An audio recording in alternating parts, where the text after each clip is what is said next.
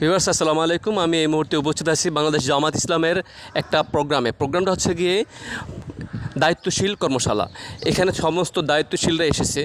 আর তার পূর্বেই ঢোকার পূর্বেই দেখেন আমার পিছনে এখানে আছে একটা বুক স্টল। এই বুক স্টলে আপনারা দেখতে পাবেন অনেক বই, কারণ এখানে মানুষের জীবনযাপন করার জন্য সুন্দরভাবে ডিসিপ্লিনভাবে ইসলামকে বোঝার জন্য ইসলাম কিভাবে পালন করা উচিত পারিবারিক ক্ষেত্রে, সংগঠনের ক্ষেত্রে, রাজনৈতিক ক্ষেত্রে এবং আপনার সামাজিক ক্ষেত্রে, পরিবারের ক্ষেত্রে এগুলো তুলে ধরার জন্য বাস্তবায়ন করার জন্য তারা যে কোরআন এবং হাদিসের আলোকে যে বইগুলো দরকার না মানুষের জীবনে না হইলেই নয়, সেই বইগুলো এখানে তারা বিক্রি করছে। অর্থাৎ একেবারে স্বল্প মূল্যে, গায়ের রেট থেকে এতটাই কম যে এটা লাভের যে অংশ থাকে এটা আমার কনফিউশন।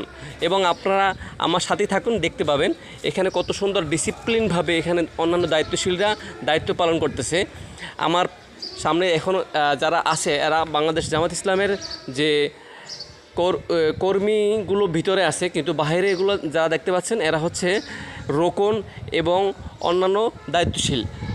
আমি সমসাময়িক যে অন্যান্য প্রোগ্রামে যখন সংবাদ কালেকশন করতে যাই বা অন্যান্য সংগঠনের সংবাদ কালেকশন করতে যাই, তখন কিন্তু এই ডিসিপ্লিনটা দেখি না।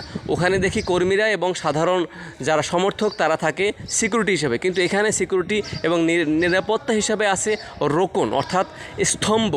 বাংলাদেশ জামাত ইসলামে হয়তো বা কয়েক লাখ রোকন আছে।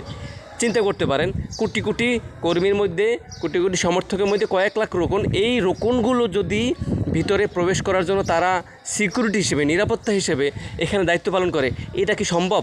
যারা একটা ঊর্ধ্বতন দায়িত্বশীল, প্রথম সারির দায়িত্বশীল, তারা থাকবে ভিতরে। অথচ অল্টারনেটিভ এটা দেখতে পারেন, এখন তারা হচ্ছে বাহিরে তারা ডিউটি করতেছে, কর্মীদেরকে রিসিভ করে ভিতরে দিচ্ছে।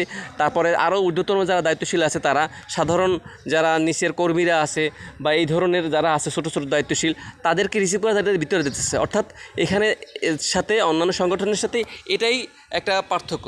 এই পার্থক্য দেখেই বোঝা যায় আসলে এরা ক্ষমতার লোভী নয়, ক্ষমতার জন্য এরা কখনোই রাজনীতি করে না। এরা ইসলামকে কিভাবে, দিনকে কিভাবে প্রতিষ্ঠা করা সম্ভব হবে এই জমিনে, এই জন্যই এই লক্ষ্য নিয়েই তারা কাজ করছে।